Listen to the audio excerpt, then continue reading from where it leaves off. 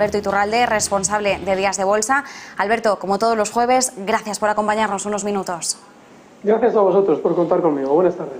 Alberto, hoy, llevamos unos días, unas semanas, unos meses muy dinámicos. Esta semana, dato de inflación, IPC y IPP en Estados Unidos. También conocíamos el IPC de Francia, Alemania y España en el día de ayer. Reacciones, por supuesto, a todos estos datos de inflación. Previsiones de la Comisión Europea hoy sobre la mesa. Resultados empresariales, primas de riesgo disparadas, el eurodólar perdiendo la paridad y en el viejo continente tono rojo. El IBEX 35 por debajo de los 8.000 puntos. Yo quería preguntarte por niveles a vigilar en estos momentos en el selectivo español, pero no sé si con toda esta retahíla de informaciones, de ruido que tenemos ahora mismo en el mercado, hay algún otro comentario que quieras hacer sobre cuál es la fotografía general en estos momentos.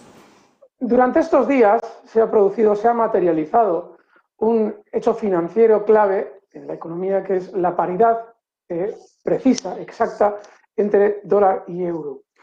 El hecho de la paridad en sí no es tan importante comparado con la gran caída que ha tenido el euro durante estos meses sin haber llegado todavía a la paridad, y ahora que lo está, de algún modo se materializa ese declive absoluto de la economía europea. Estados Unidos, recuerden, ha decidido salvar su economía a costa de la europea, y obviamente todos los demás países necesitan tener reservas de moneda estadounidense, que es la que económicamente va a ser más fuerte, tal y como se han ido desencadenando los hechos durante estos meses, y obviamente se van quitando esos países de la moneda europea. Todos los mandatarios europeos ahora mismo que han firmado y han adoptado esas sanciones contra Rusia son todos mandatarios colocados en sus países por el Foro Económico Mundial. Eso implica que obedecen y atienden a los intereses de las élites estadounidenses en contra de sus propios ciudadanos. El Foro Económico Mundial es el instrumento de las élites estadounidenses para la supremacía americana, y obviamente eso implica, en una situación crítica de la economía americana, vean el dato de inflación, que obviamente tienen que salvar su economía a costa de la nuestra. Esa paridad refleja exactamente ese fenómeno. De manera que en el mercado europeo hay que estar bajista. Y cuando lleguen los rebotes, más probablemente vamos a ganar estando alcistas en la economía americana que haciéndolo en la europea. A eso obedece precisamente esa paridad. Lo que estamos viendo en los índices europeos, concretamente del IBEX, me hablabas de en niveles, claramente estamos hablando de que los 7.750 es una zona de clarísimo soporte. A la hora de buscar una resistencia, como nivel de resistencia, los 8.250 son esa resistencia. Hoy cierra el IBEX en 7.797, lo que implica que seguramente durante los próximos días también veremos más caídas, incluido nuestro mercado. Nos quedamos, por tanto, con esos niveles, Alberto. Repito, 7.750 en el IBEX 35, zona de claro soporte, 8.250, esa zona, ese nivel de resistencia. Alberto, hoy se están cotizando resultados ya de la banca en Estados Unidos. Es cierto que veíamos algunas empresas madrugadoras en esta temporada de resultados, como era Pepsi el lunes o Delta Airlines el martes, pero hoy ya sí tenemos el pistoletazo de salida oficial, como se suele conocer. JP Morgan, Morgan Stanley han sido unos resultados negativos. De hecho, cuando se han publicado ya veíamos en el entorno de pre-market cómo presentaban caídas los títulos. Hemos seguido viendo este comportamiento a lo largo de la sesión. ¿Qué opinión te merecen a nivel técnico estos dos valores? A la hora de caer el mercado en general, los bancos de inversión que hacen dinero para sus clientes preferenciales con las caídas, hoy conocíamos que Goldman Sachs, mientras en junio, a primeros de junio, nos decía que el petróleo iba a subir a 180 y a 140 dólares, depende del día, ya sabéis cómo va esto, en aquel momento estaba el petróleo en 119 dólares, aprovechaba para vender títulos de Repsol, para quitarse de Repsol. Sin embargo, hay que entender que esas participaciones grandes que tienen en grandes compañías, sobre todo las tienen con dinero de clientes preferenciales. Los demás todos pierden con la caída, incluidos los clientes de JP y de Goldman Sachs. Hablo de como banco de inversión. Es decir, que discriminan muy bien estos bancos de inversión entre unos clientes potentes y unos menos potentes. Es lo que refleja la cotización de JP Morgan, que globalmente sus activos están perdiendo valor porque en algún sitio tienen que tener el dinero y obviamente muchas compañías están cayendo y obviamente eso está repercutiendo en las cuentas del banco de inversión.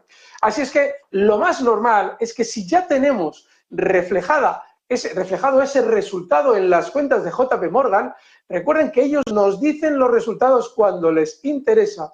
Y JP Morgan ha descendido en los últimos meses desde 171 hasta 107, es una friolera de porcentaje de caída de un 38% en muy pocos meses. Hablamos de que desde el año pasado, desde octubre del 2021, han caído ese 38%. Bueno, pues lo más normal es que ahora que están materializando la razón para que todo el mundo venda sus títulos de JP Morgan, lo normal es que reboten porque ellos mismos entran a comprar todo lo que la, entre comillas, manada vende porque, claro, están dando resultados muy negativos en JP Morgan. Eso obviamente lo aprovecha el núcleo duro de JP para entrar compradores y hacer rebotar los títulos. Lo más normal es que durante los próximos días veamos un poquito más de caída para ver de nuevo el rebote precisamente una vez que han vendido ya los pequeños todos sus títulos. Alberto, alejados de las empresas en concreto, quería preguntarte cuál es tu visión sobre el caldo de cultivo que estamos viendo en estos momentos respecto a todos los temores, las preocupaciones que siempre, siempre decimos, ¿no? Al mercado, a los inversores ahora mismo, sobre todo les está pesando la preocupación en la inflación, en la actuación de los bancos centrales, la crisis energética, el conflicto en Ucrania. Siempre hablamos de los temores, el escenario que están descontando los mercados.